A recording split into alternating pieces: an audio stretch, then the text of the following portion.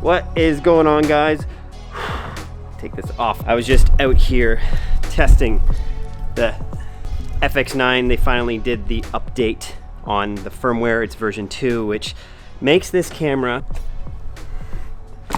finally feel like a cinema camera. I wish they would have released all the version 2 updates when they released the camera a year ago, but lo and behold, here we are, not complaining. The new updates are amazing. Finally, this thing is 4K 60p. It shoots 180 frames at, I think, 2K. They've also added 16-bit RAW out. What I was really impressed with this new update is the eye auto tracking, autofocus. We were just doing a shoot, it was like dusk, and I was watching that little square move around the screen, tracking his face perfectly in like low light. I was really impressed.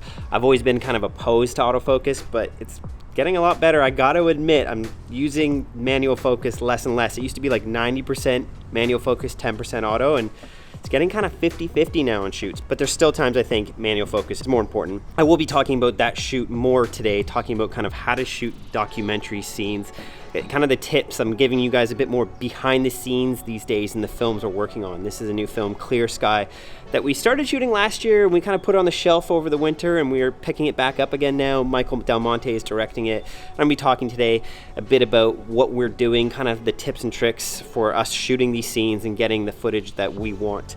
But we've been using the FX9 on that entire project. I'm really impressed with this. One update they did too, which it's a small thing, but it's actually really important, and that's that they added 24p to this. Now you're probably thinking, well, didn't they always have that? Well, no.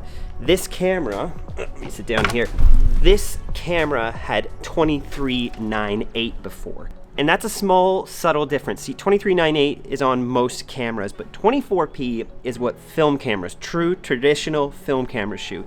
And the fact that Sony added 24 in is saying that this is actually a cinema camera, that this can be a B camera to a film camera or the Venice camera. And I used to kind of regret that I bought this. I wish I would have invested in the Alexa Mini, but the more we've been using this and the more of the color science I'm seeing that Sony has updated on this camera, I'm so impressed. And to me, the workflow, the file size, and the color science makes this one of my favorite cameras I've ever used. Oh, also too, I was going through their closet and I saw this, a brand new Aircross 2 Moza gimbal. We have never used it, so I want to do a giveaway. So all you got to do is leave a comment below with the hashtag gimme that gimbal and then share this video and run over to my Instagram at MarkAndrewBone and give me a follow. And then in due time, we will give away this gimbal. And one more thing before I get into this video. I know I'm gonna get like 6 comments of people asking me why I have a matte box on a camera that has internal ND. Here's the thing, when you're shooting 1.4 on a prime lens out in the bright sunlight, you need more ND than what's available in most of these cameras. So I throw the matte box on, and when I don't need that extra ND, I can actually put like a Hollywood filter, a Pro Mist, a fog filter in here. This is from Polar Pro. I love this matte box and it's so light, so it doesn't really add extra weight to my camera because it is so light. So I like having that ability just to dial in a little bit of extra ND when I need it if I'm shooting wide open. But let's talk about shooting documentary scenes.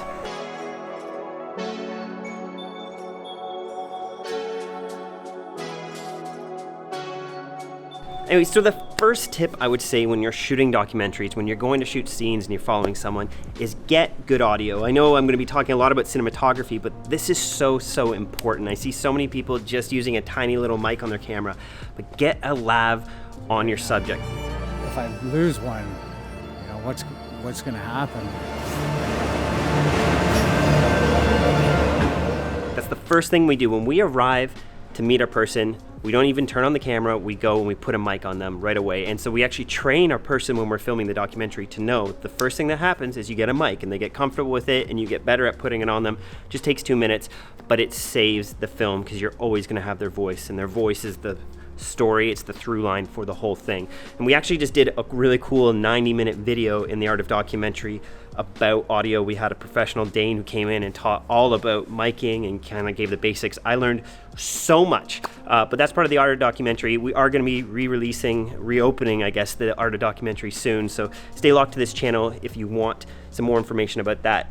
So get good audio, get a lav on your subject, and then we always put a really nice shotgun like the Sheps on our camera and we're good to go. And if you have 2 people, then get 2 lavs going. You want their voice, so get good audio. Number 2, I would say, is pick one lens and work that lens. I see a lot of people show up with so many lenses and they start swapping lenses throughout the entire shoot, and sometimes you only have half an hour to shoot and you spend all this time switching lenses that you never really get the chance to start working one, because each lens has a character and has a vibe of its own, and the more time you spend with that, the more you're gonna get out of it. So we've been shooting almost exclusively on the 24mm, but we decided to switch it up for this scene here when Clear Sky, that's our subject, when he was welding, and we used mostly the 35mm for like 80% of that. There was a few shots that I jumped onto the 70-200 just to try something different and to put some distance between me and him while he was welding for safety.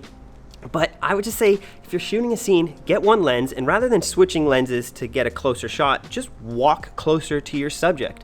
You're gonna find that you're gonna stay in rhythm, you're not gonna break up the scene as much, and you are gonna get the full character out of that lens, because each lens has a capability of its own. If you're constantly switching lenses, you're never gonna get into what that lens truly can give you. So pick one lens and stay on it for as long as you can until you no longer can get the shot that you need. The number 3 thing with shooting docs is always get shots of the person's face.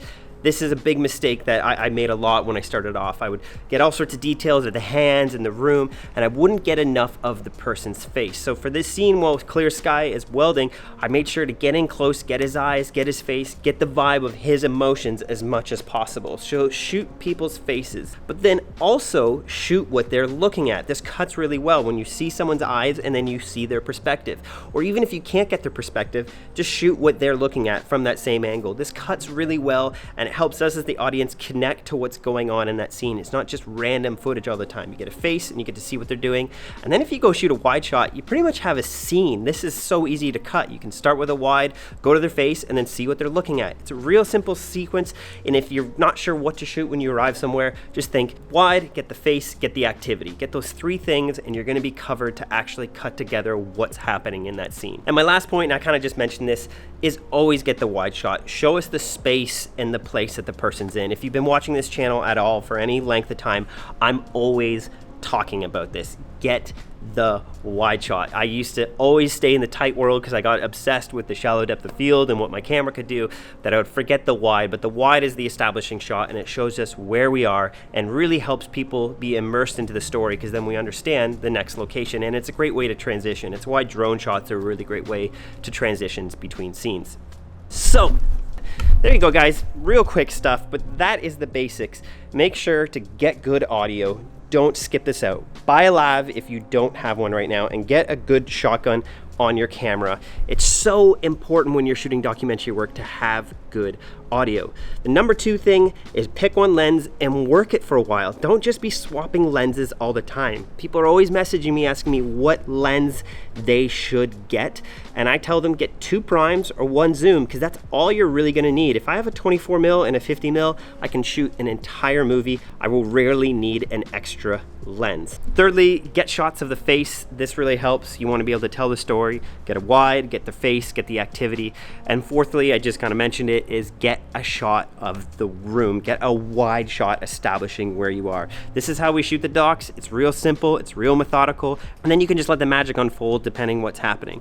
So guys, stay locked to this channel. We're going to be doing a lot more BTS. There's a couple films, a few I can't talk about just yet, but we're finishing up the Untitled film that I'm working with Quasi Thomas. I'll talk about the editing for that. We have Clear Sky in the mix right now. We have another film that we're waiting to hear back from a broadcaster here in Canada, and I'm just in the middle of securing a really cool story. And once we sign the contract, I'm going to be talking about that It's really exciting.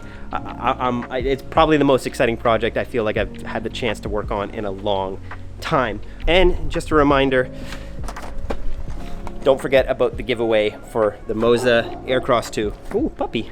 Anyway, guys, I'll see you in the next one.